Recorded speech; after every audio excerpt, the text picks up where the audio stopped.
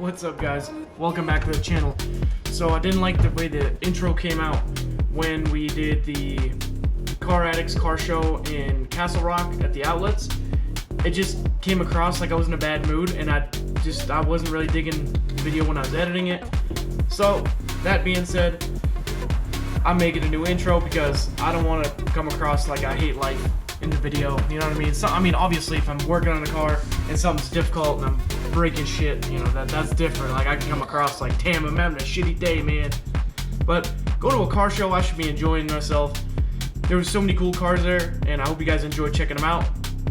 If you guys want to check out some other opportunities, if you're a car guy yourself and you want to be sponsored or just want some good discounts on some parts and vinyl and just all kind of stuff, check out carsponsors.com and use the link in the description.